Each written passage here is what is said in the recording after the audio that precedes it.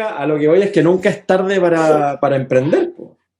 Sobre todo hoy día, que con las tecnologías y todo, ya no se requiere el tema físico. Es que yo creo que o vas a emprender o te vas a quedar sin empleo. Es decir, yo creo que en el futuro cercano, para las generaciones de jóvenes, donde hay un paro juvenil muy fuerte, existen hoy en día como dos grandes tendencias, ¿no? La tendencia muy estilo China, por decirlo de alguna manera, donde el gobierno lo controla todo y el gobierno te da empleo y el gobierno te da y el gobierno te da y el gobierno te da.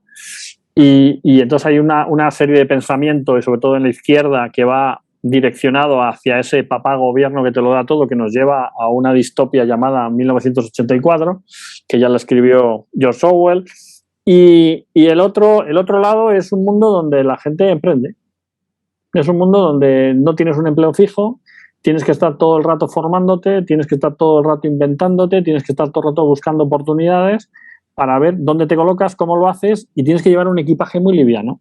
Es decir, tienes que vivir con muy poco, tienes que vivir en casas más pequeñas, tienes que tener más movilidad, tienes que saber cómo tus hijos los vas a criar dentro de ese entorno de movilidad, tienes que ir a buscar las oportunidades donde se den, independientemente de donde sean. Entonces, ese tipo de cosas hace que tu planteamiento vital sea diferente. Entonces, existen esas dos tendencias y ya veremos a ver cuál gana, porque ahora mismo yo creo que está ganando la del gobierno lo da todo, porque es la fácil, ¿no? Pero yo creo que esa nos va a llevar a una sociedad muy gris y muy oscura y nos va a volver a llevar a tiempos medievales.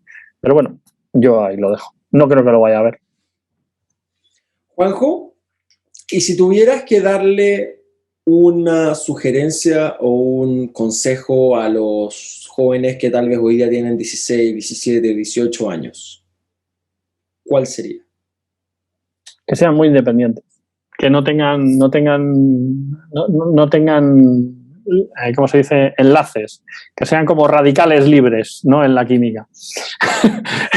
Es decir, que sean radicales y que sean libres. Es decir, tienen que tener capacidad de adaptación, tienen que tener capacidad de formación y tienen que estar todo el rato haciendo challenge retar a la realidad que existe hoy en día para hacerla diferente.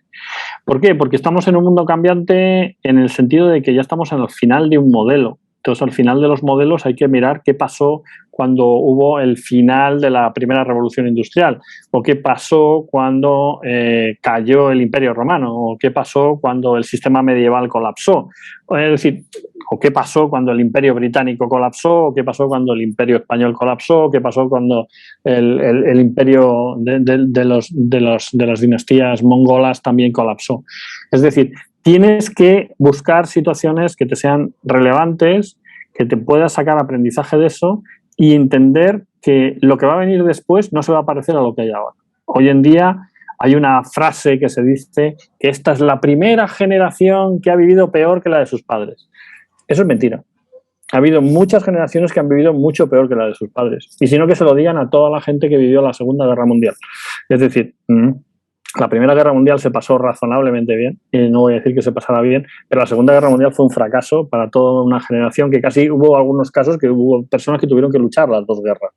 O sea, si alguien puede decir que eso es una buena vida, que se lo pregunten a sus padres que llevaban casi 150 años de paz.